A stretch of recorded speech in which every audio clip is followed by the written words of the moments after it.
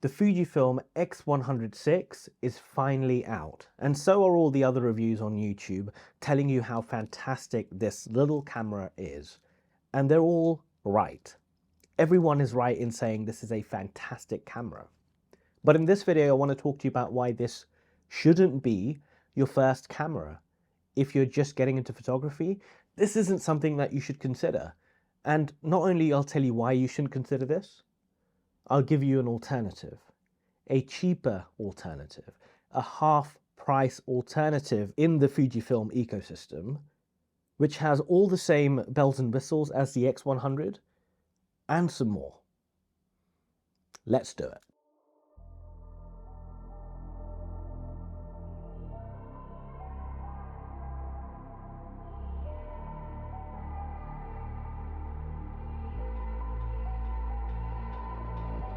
So the reason I don't recommend the X100 to any beginner photographer is the fixed focal length. This camera has a 35mm equivalent focal length and you can't take it out.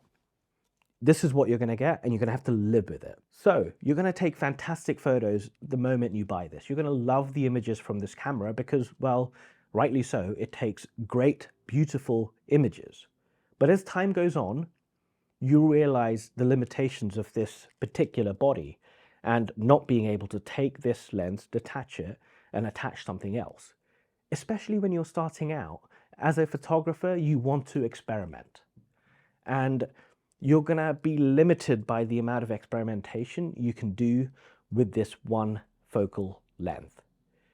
All your favorite artists on the Instagram are probably not using a single focal length camera, unless of course they're street photographers, then absolutely they might stick to one. But most Leica photographers have like a 50 or a 35 and they kind of switch between the two.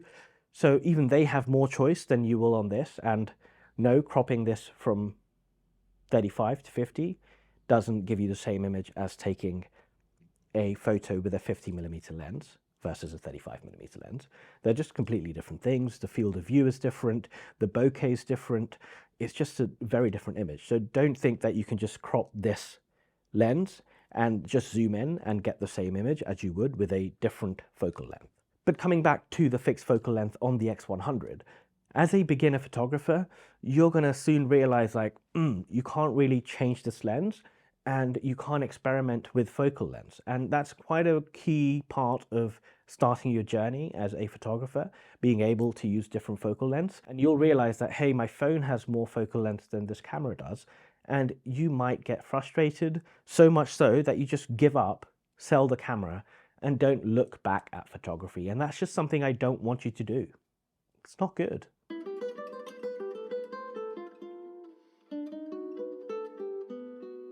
And that brings me to the second point about the X100. This camera costs £1,600.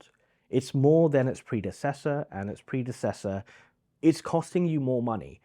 And you could say it's the right reason because they've added inbuilt image stabilization so you can be a little bit more shaky and get, better images. Also, it's got a 40 megapixel camera versus the 24 or 26 of the previous model.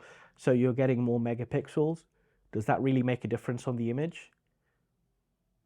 Debatable. So you take those two things and the fact that the 6th generation of this camera is now built in China, whereas all the previous 5 models have been made in Japan.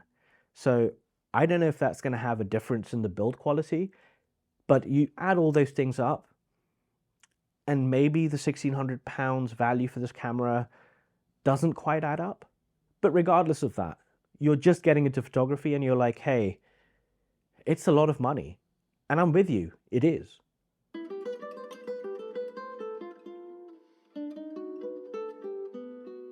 Okay, so you've heard me rant about the fixed focal length. You heard me rant about the pricing of this camera. What is the alternative, Sohail? Well, there is one alternative. And I'm going to give you an example of a second-hand camera. The brand new one is still going to be cheaper, but a second-hand camera. Let's take another Fujifilm camera that is not as brand new as this, but it still has a fantastic sensor and you can change your lenses. I'm talking about the X-T30. This little beauty, the X-T30 Mark I or Mark II, can be had for under £500. That is, of course, body only. So then you'll have to invest in a lens. And so you're like, okay, I need a 23mm f2 equivalent that is on this beautiful X100. And well, Fujifilm make that as well. A 23mm f2, which costs £300, old or new, depends. You might get lucky. But if you add that up, 5 and 6, 7, 8, £800 versus £1,600. So what I'm trying to say is one of these is better for a person that's starting out in the world of photography. And it's not the X100 6, 5, 4, 3. You get the point. So let's bring this all back together and come back on the X100 6. Yes, it is a fantastic camera. Yes, it costs £1,600. But no, it shouldn't be your first camera if you're just starting out in the world of photography. This wasn't my first camera, and certainly isn't going to be one for most of you who are just getting started.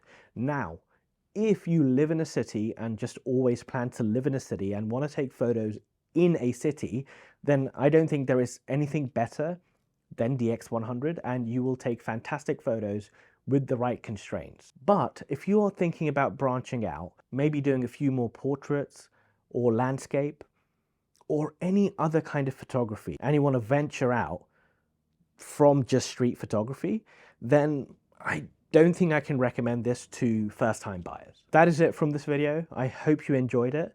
If you did, then leave a subscribe down below so that you can see more of this. Generally a little bit more positive than this as well in most videos. I'll see you in the next one.